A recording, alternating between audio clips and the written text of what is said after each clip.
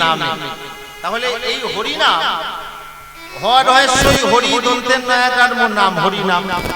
তাহলে হ মানে কি, রি মানে কি, না মানে কি, আর মো মানে কি আমাদের জানতে হবে। হরি নাম বলছে হ, হ মানে কি, হ অর্থে হয় হরণ করা। কি হরণ করে? জাতি ধর্ম বর্ণ নির্বিশেষে যারা হরিগত প্রাণ, যারা গৌরগত প্রাণ, হরি নাম তাদের মনকে হরণ করে। কি মায়েরা, আপনাদের মন হরণ করেনি? আপনাদের মন হরণ করেছে বলেই দুপুরবেলা কাজকর্ম ফেলে রেখে, অনেকে দুপুরে ঘুমানো অভ্যাস আছে, ঘুম বন্ধ করে এই ধুলা মাখা চটের উপরে বসে হরি নাম শ্রবণ করছে। আমাদের মনে কত অভিমান, বিয়ে বাড়িতে চেয়ার টেবিল ছাড়া আমরা বসছি না, সেই চেয়ার টেবিলকে ভুলে গিয়ে দেখুন তো এখানে চেয়ার টেবিল আছে, আছে ধুলা মাখা চটের উপরে বসে আছেন কেন? হরি নামকে ভালোবাসেন বলে। হরি নাম আপনাদের মনকে হরণ করেছে। এবার বলছে রি, রি মানে কি? রিপু। দেহের মধ্যে কটা রিপু আছে? শাস্ত্রে বলছে আছে, আত্মতত্ত্ব জানলে মন করিবি যদি হরি সাধন। ছটা রিপু। কি কি? কাম, ক্রোধ, লোভ, মদ, মোহ আর মাৎসর্য রিপুগণ। নাওয়ার্থে কি হয়? নাওয়ার্থে হয় নাশী করা। এই হরি নাম কি করে? দেহের মধ্যে যে ছটা রিপু আছে, ষড় রিপুকে হরি নাম নাশ করে। এবার লাস্টে বলছে মো, হরি নাম মোতে কি হয়? শাস্ত্রে বলছে মোতে হলো মঙ্গল করা। যারা হরিকে ভালোবাসে, হরি তাদেরকে ভালোবাসে। যারা হরি নাম করে, হরি তাদের মঙ্গল করে। প্রেম তো বলো তাই গৌর। যাই হোক মা, অনেক তত্ত্ব আছে, শাস্ত্র তো আর একটা নয়।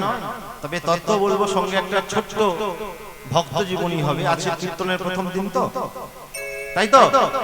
যাই হোক, এই হরি নাম নিয়ে, বৈষ্ণবত্ব নিয়ে, বৈষ্ণব চর্চা নিয়ে একটা ছোট্ট ভক্ত জীবনী হবে। সঙ্গে কিন্তু তত্ত্ব থাকবে, প্রমাণ থাকবে।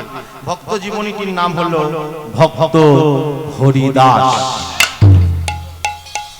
ভক্তমণ্ডলী, ভক্তিমতী মায়েরা, একদিন ভগবান শ্রীকৃষ্ণ মধুময় শ্রীধাম বৃন্দাবনে নবলক্ষ ধেনুকে সঙ্গে করে নিয়ে, রাখালগণকে সঙ্গে করে নিয়ে ভগবান শ্রীকৃষ্ণ আমার নিত্য নতুন সাধের খেলা খেলছে। কেমন ভাবে খেলছে ভগবান?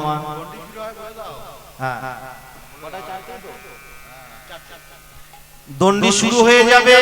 গ্রামবাসী বৃন্দের কাছে একমাত্র অনুরোধ, যারা দণ্ডি দিতে চান মন্দির প্রাঙ্গণে চলে আসবেন। দণ্ডি যারা দিতে চান মন্দির প্রাঙ্গণে চলে আসবেন। ভগবান শ্রীকৃষ্ণ আমার খেলছেন। তার খেলাটা কেমন? খেলা তো রাম,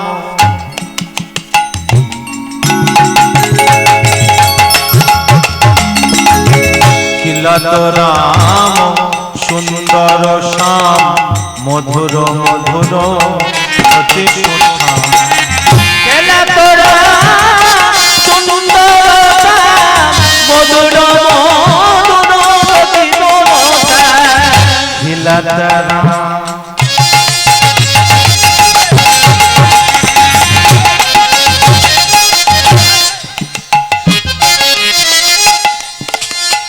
সুন্দর শ্যাম, মধুর মধুর গতি সুঠাম।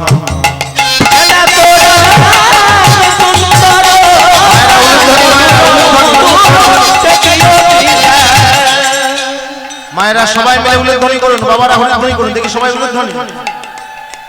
খেলা সুন্দর শ্যাম, মধুর মধুর গতি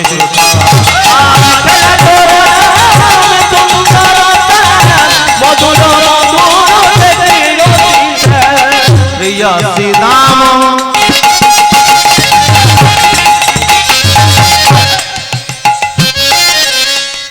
ও মায়েরা, ছোটবেলায় আমরা খেলেছি তো সবাই, ছোটবেলায় সবাই আমরা খেলেছি। একা একা খেলা যায়? আমার সোনা মায়েরা খুব ভালো, সুন্দর মাথা নাড়ছে। একা একা খেলা যায় কি বাবা? দাদারা একা একা খেলা যায় বাবা? কাদের প্রয়োজন হয়? খেলতে গেলে কাদের প্রয়োজন? বন্ধু বান্ধবের প্রয়োজন হয় না কি মায়েরা? তাহলে গোবিন্দ খেলছে, একা খেলছেন না, সঙ্গে বন্ধু আছে। বন্ধু কারা আছেন? প্রিয় শ্রীরাম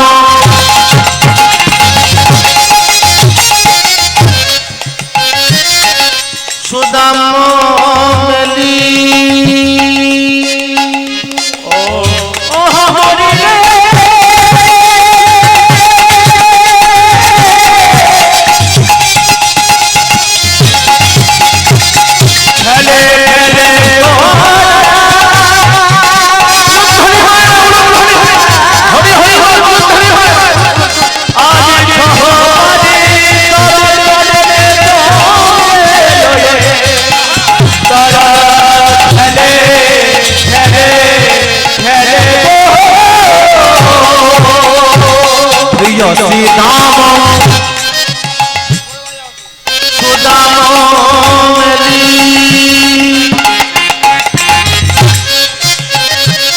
তপন নয়া তীরেতে এলি হর সীতাম সুদাম প্রিয়দ এলি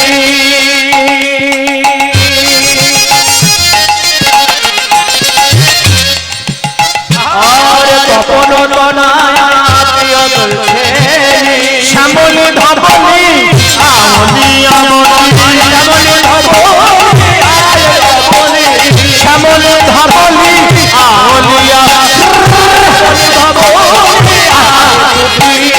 আমন করণ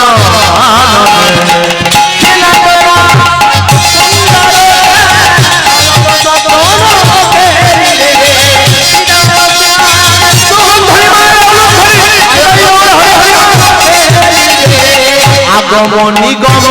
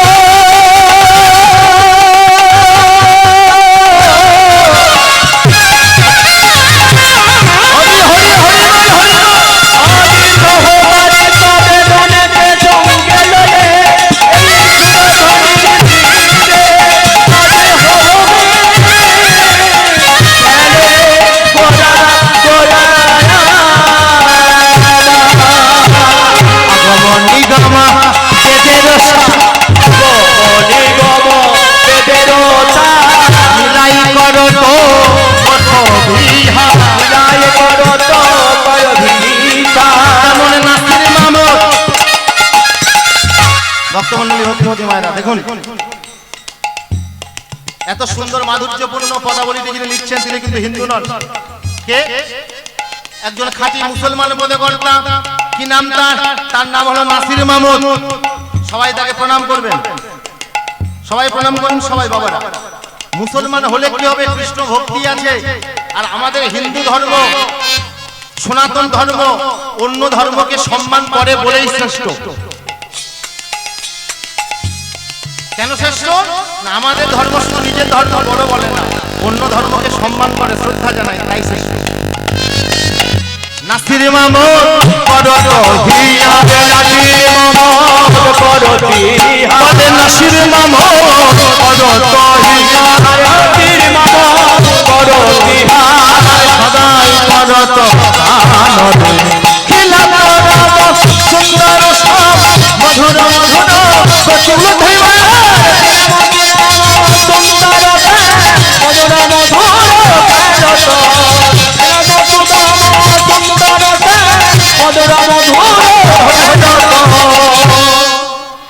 মহামণি নারদ এইভাবে ভগবান শ্রীকৃষ্ণের খেলা দেখছিল।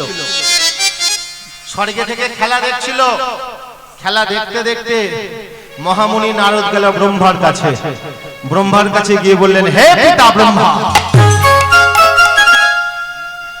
দেখুন ভগবান শ্রীকৃষ্ণ কেমন ভাবে নবলক্ষ ধেনুকে সঙ্গে করে নিয়ে, রাখালগণকে সঙ্গে করে নিয়ে খেলা করছে, কিন্তু যে ভগবান হবে সে কেন উচ্ছিষ্ট সেবা করবে?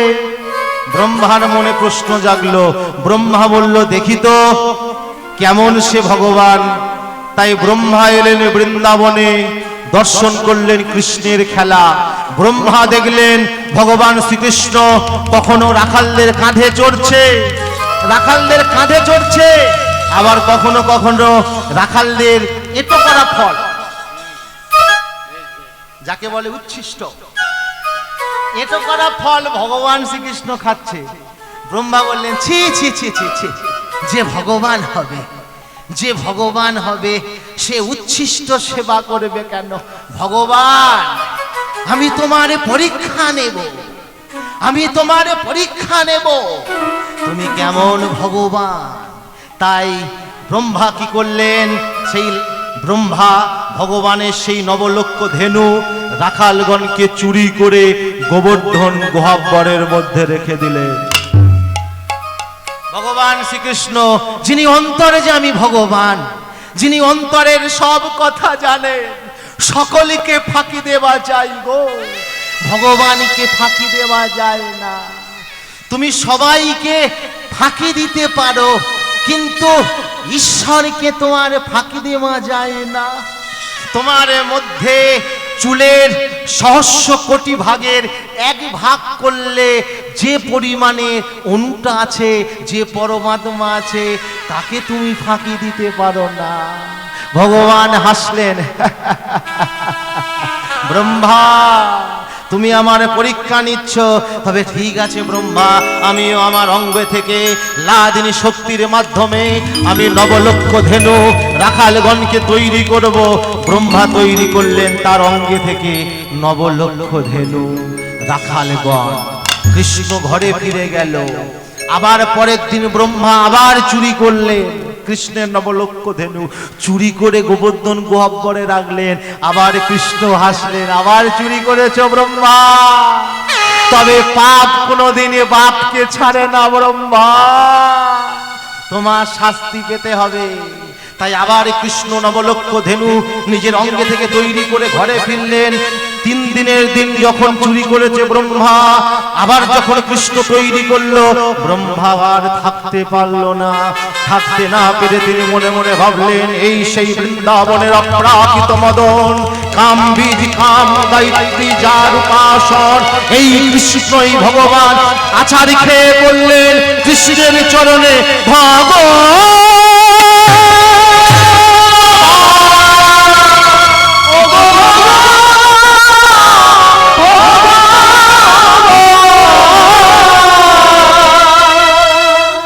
ক্ষমা করে দাও ভগবান। ভগবান বলল, ব্রহ্মা তুমি কি করেছো? ব্রহ্মা ক্ষমা চাইছো? প্রভু তুমি তো সবে জানো, প্রভু তুমি সবে জানো, আমি তোমার গরু চুরি করেছি। জানো ব্রহ্মা, এই পাপের শাস্তি কি হতে পারে? জানি প্রভু, কি শাস্তি হয় বলো? মুসলমানের ঘরে জন্ম। না, যাও ব্রহ্মা, তুমি যমনের ঘরে, তুমি যমনের ঘরে জন্ম নাও ব্রহ্মা, তুমি যমনের ঘরে জন্ম নাও। আচার্যকে ব্রহ্মা করে উড়ে উড়ে প্রভু তুমি আমার ক্ষমা করো, তুমি আমার ক্ষমা করো, তুমি আমার ক্ষমা করো, ক্ষমা করো।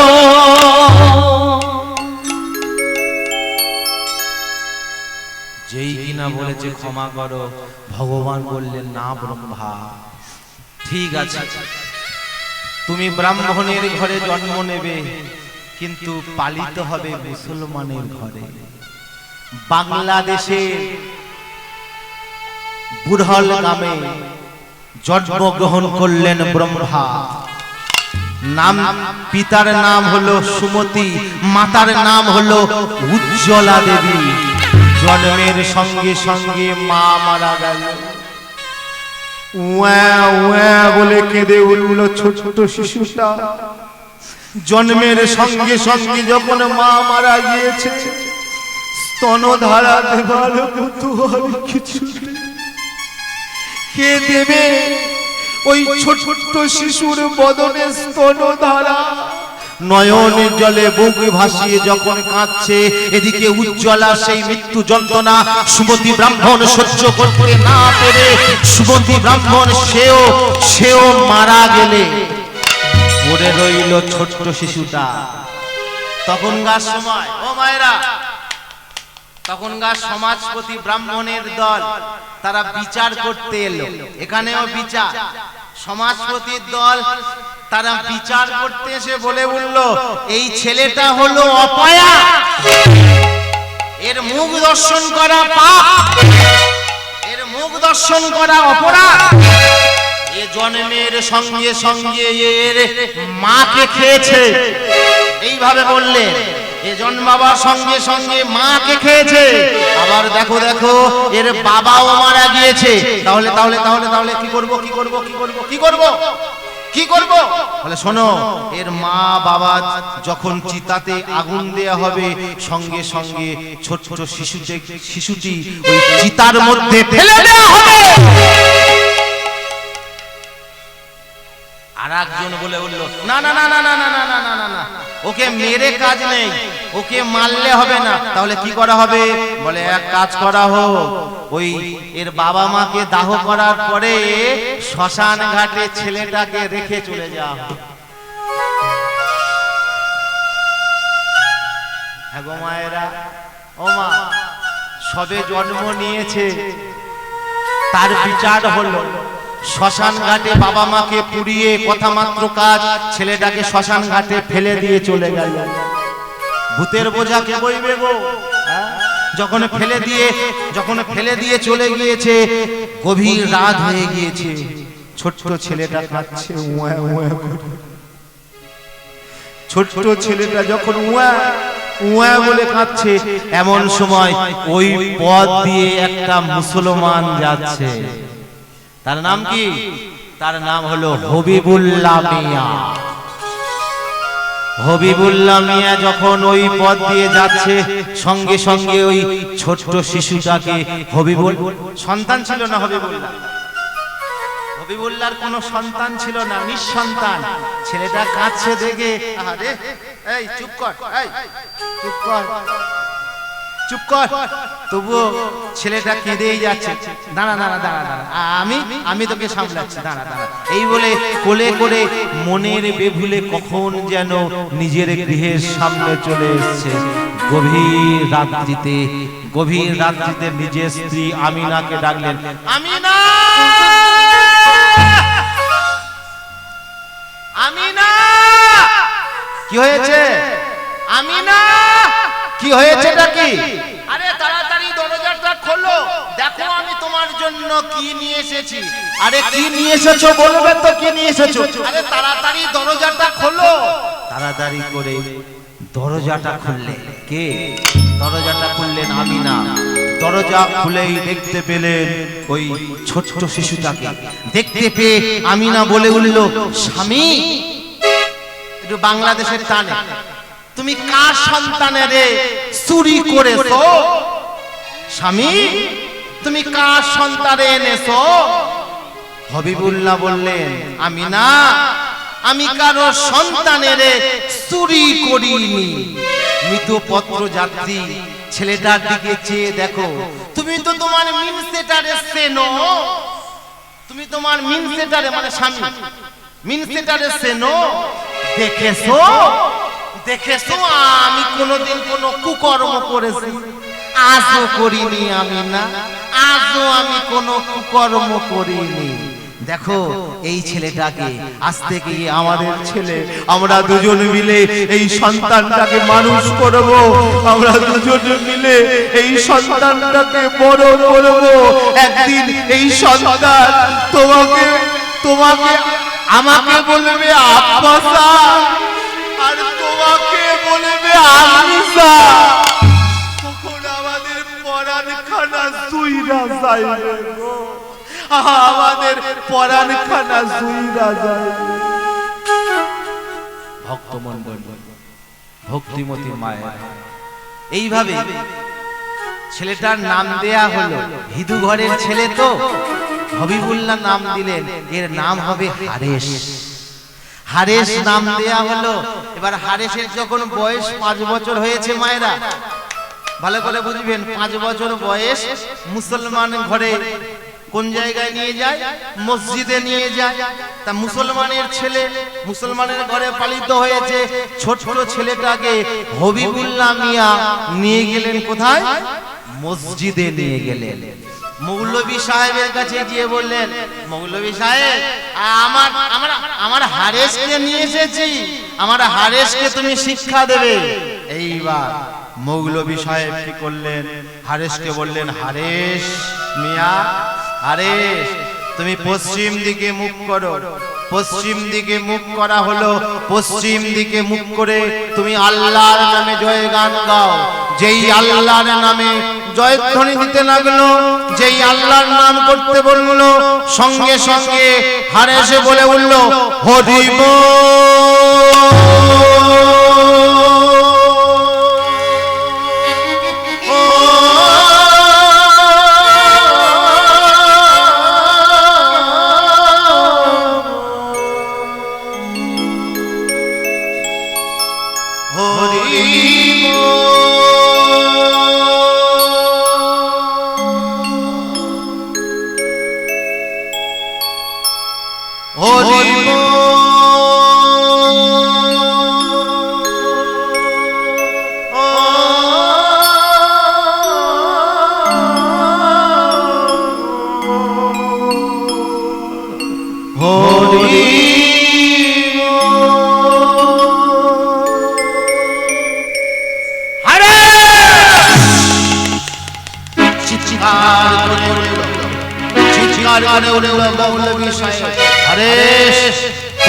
তুমি মুসলমানের ঘরের ছেলে, তুমি আল্লাহর নাম করো, তুমি দোয়া করো, তুমি কোরআন পাঠ করো, কিন্তু তুমি এইভাবে হরি নাম করছো কেন?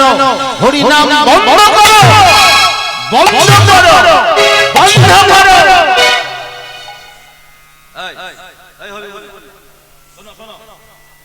তোমার ছেলেকে এই কাফেরটাকে কি ঘৃণিত একটা আখ্যান দিল, বললো কাফের, বলে হরি নাম করছে কাফের।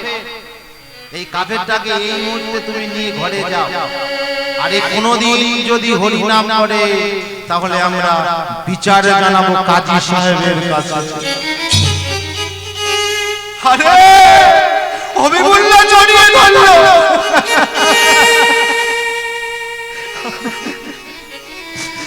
তুই কৃষ্ণ নাম করিস না বাবা, তুই হরি নাম করিস না বাবা, তুই কৃষ্ণ নাম করিস না।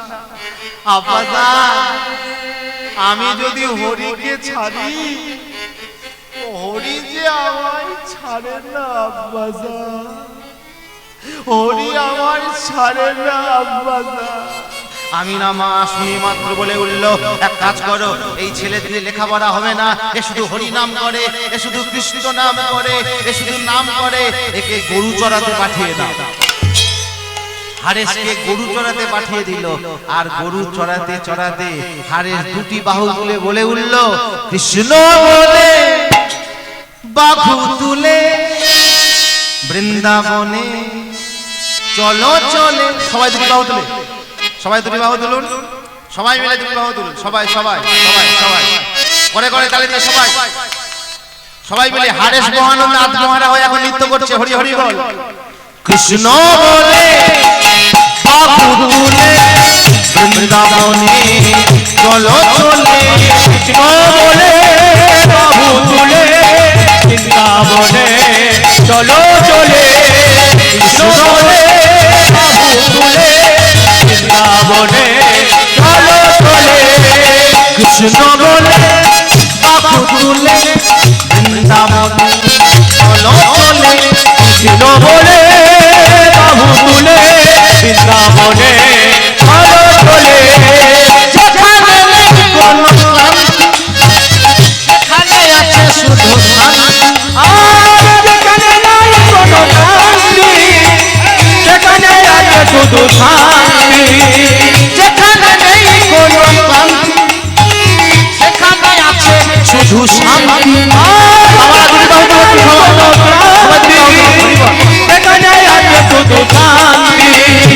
বদন ভরে হরি বলে বলে হরি বলে নেচে নেচে এসো কৃষ্ণ বলে বাহু তুলে বৃন্দাবনে চলো চলে কৃষ্ণ বলে বাহু তুলে এসো না ভাই নেচে নেচে যেখানে নেই কোনো দুঃখ সেখানে আছে শুধু সুখ যেখানে নাই কোনো দুঃখ সেখানে আছে শুধু সুখ যেখানে নেই কোনো দুঃখ সেখানে আছে শুধু সুখ যেখানে নাই কোনো দুঃখ সেখানে আছে শুধু দুঃখ বদন ভরে কৃষ্ণ বলে বদন ভরে হরি বলে বদন ভরে হরি বলে সবাই মিলে এসো বাহু তুলে বৃন্দাবনে চলো চলে কৃষ্ণ বলে বাহু তুলে বৃন্দাবনে চলো চলে কৃষ্ণ বলে বাহু তুলে বৃন্দাবনে